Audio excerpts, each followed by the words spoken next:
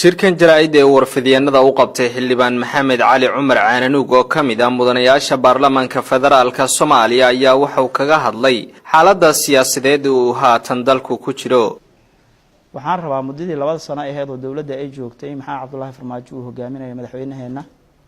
wixii ay qabatay oo maanta la isdhihi karo waxaas ay qabteen oo lagu xasuusanaya. dalkan waa dal federaal ah waad ogtihiin maamul goboleedyada meesha laga soo bilaabay iyo dhibaatada lagu soo bilaabay iyo marxaladaha kala duwan ay soo mareen iyo dhismooyinka dibka laga soo maray qof kasta oo Soomaali ah way og yahay. dadka Soomaaliyeed markay kala irdhoobeen oo dagaaladii xooga badnaa oo sokay u dhacay xalka kaliya la islahay Soomaali oo la isku keeni kara waxay ahayd maamul goboleed iyo federalism in la qaato.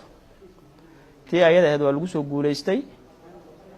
madaxweynaha Soomaaliya Maxamed Cabdullaahi Farmaajo waxaan islahayn meesha ay maanta joogtay maalintii uu xilka la wareegayay Febraayo 8deedii oo dadka Soomaaliyeedna aad ay ugu riyaaqeen markii la doortay meel kastana uu ka dhacay banaanbax weyn waxaan islahayn meesha uu ka sii dhaqaajinayaa Xasan Sheekh meesha uu keenay asana meeshaas uu ka sii dhaqaajinayaa wuxuu gaarsiinayaa wax kale oo dadka Soomaaliyeed hididiilo fiican u ah waxaase ka dambeeyay aan isdhihi karaa banaanbixii asaga ahay maanta Soomaalidu in badan oo kamid ah way ka qoomameynayaan. go'aanka dawladda federaalka ka qaadatay ceerintii xogayaha guud ee qaramada midoobay arrimaha Soomaaliya Nicholas Haysom ayuu xildhibaanku ku sheegay inuu ahaa mid lagu degdegay. anagu marabna qaramada midoobay inaan la dagaalano runtii dadaaladii dalkan loo soo galay ee nabadeynta qayb weyn ayay ka ahaayeen haddana waa u baahanahay inay wili ka sii shaqeeyaan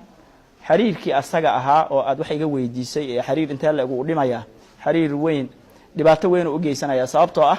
hadda waxaan ognahay dhaqdhaqaaqyadii qaramada midoobay in la hakiyay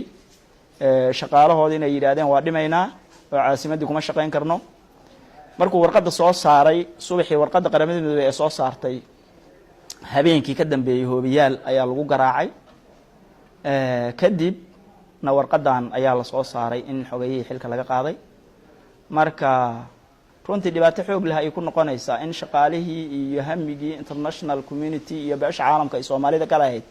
in maanta ay yiraahdaan kama shaqeyn karno ama la yiraahdo xogayihii qaramada midoobay ee xilka laga qaado waa erinay runtii nasiib darro aad iyo aad u weyn waaye. madaxweyne Farmaajo iyo ra'iisul wasaare Xasan Cali Khayre ayuu xildhibaan Caananuug ku sheegay muddadii ay xafiiska joogeen inay ku fashilmeen ballanqaadkii ay sameeyeen ee horumarinta dalka waa sida uu hadalka u yiri. waxa aan rabnay inay qabsoomaan tiyaatarka way ka weyntaa runtii tiyaatarka way ka weyntahay tiyaatarka hadda waxaa lagu dhisayaa iskaa wax u qabso shacabkii Soomaaliyeed ee dhisay ayaga dhagax soo qaadaya ayaga mataqaana isxilqaamay aniga waxaan rabaa waa run waa wixii ay qabtaan dawladda wixii ay qabato xukuumadda waxay qabato anagu waa sheegaynaa ma inkireen adigana hadda waxaad u soo qaadatay tiyaatarka waxay cadeen u tahay inay waxba qaban tiyaatarka waliba hadda qabya ah oo jiingada hadda lagu wareejiyo mataqaana wasaaradda maalin xoogaa bal ka qabatay la yiri oon ognahay hadda agtiisa inuu qarax ka dhacay meesha agtiisa albaabka oo lagu leeday oo wixii yaraa la qabtay hata ay dumeen wadanku amnina kama jiro horumarna kama jiro qaladaad tira badan waa la soo galay. xarigii lagu geystay magaalada Baydhabo musharaxii u tartamayay xilka madaxweynaha Koonfur Galbeed Muqtaar Roobo iyo dhacdooyinkii ka dambeeyay ayuu xildhibaanku ku sheegay in ay ahaayeen mid mugdi gelinaya mustaqbalka siyaasadeed ee Soomaaliya sababtoo ah Baydhabo ninka la yiraahdo Muqtaar Roobo ciidamada Soomaaliya ma qaban ciidamada Itoobiya loo adeegsan Amison mandate Canada waa la yaqaanaa marka mustaqbalka Soomaaliya rajo badan aan ka qabnay ayaan ka qabnay 2 sano ayaan aamusnayn oo qaradaha tira badan dawladda ay galeysay hadda waxaan u aragnaa qatar badan dalka inay ku soo socoto marka hadii aad weydiisay mustaqbalka Soomaaliya soo noqonaya mustaqbalka Soomaaliya waxaan u jeedaa inuu ku sii socdo god mugdi ah.